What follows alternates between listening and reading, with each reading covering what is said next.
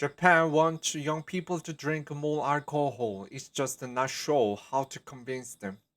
Bottles of wine displayed for sale at the Takeya Ko store in the Uedo district of Tokyo, Japan on April 20. Tokyo CNN. The Japanese government has been hit in the pocket by an unusual problem. Its young people aren't drinking enough. Since the pandemic began, bars and other premises selling alcohol have been hit hard by COVID-19 restrictions, causing sales and liquor tax revenues to plummet in the world's third largest economy. The government's solution launched a contest to find new ways to encourage young people to drink more. The Sake Viva campaign, overseen by the National Tax Agency, invites the participants to submit ideas on how to stimulate demand among young people for alcohol through new services, promotional method, product designs, and even sales techniques using artificial intelligence or the metaverse, according to the official competition website.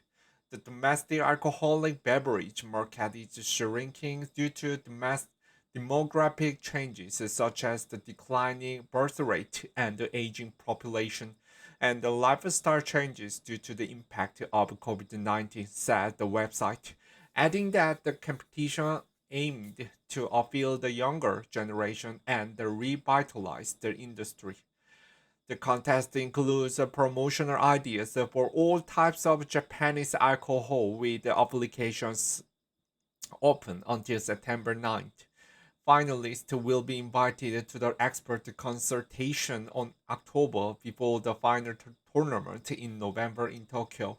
The winner will receive the support for their plan to be commercialized, according to the tax office. But not everyone is on board with the competition, and the tax agency receiving criticism from some people online. Are you kidding me? One Twitter user wrote, staying away from alcohol is good thing. Others pointed out that it seems inappropriate for the government agents to encourage young people to drink, and it appears the campaign had not considered the health risk or sensitivity towards the people dealing with alcoholism. Japan's health ministry has in the past warned of the dangers of excessive drinking. In the post on its website last year, it called the excessive alcohol consumption a major social problem that persisted despite a recent slowdown in consumption, and it argued people with unhealthy drinking habit to reconsider their relationship with alcohol. A ministry spokesperson declines to comment on the tax agency's competition when contacted by CNN. Declining sales. Japan, along with several other countries in Asia, maintained the top restrictions throughout much of the pandemic, closing public spaces and reducing business hours for restaurants. Izakayas, Japan's version of pub or taban, were particularly hard hit, with the latest available figures showing sales halved from 2019 to 2022. Second, according to the Ministry of Economy, Trade and Industry, with fewer opportunities to drink in public, the rate of household consumption drinking at home increased significantly, the ministry said. But young adults have stood out as the exception. About 30% of people in their 40s and 40 to 60 drink regularly, meaning 3 days or more per week, the ministry said, compared to just 7.8% of people in their 20s. In this way, the decline in the drinking habit year by year is thought to be having an impact on the shrinking of the domestic market, the ministry said.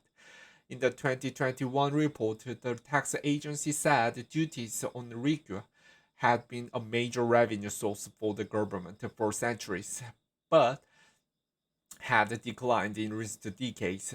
Japan received 1.1 trillion yen, $8.1 billion in alcohol tax in 2021, 1.7% of overall tax revenue compared to 3% in 2011 and 5% in 1980. Japan lifted its state of emergency in October 2021, allowing restaurants to sell alcohol again and stay open later. But restrictions in some parts of the country remained in place until March this year. The country's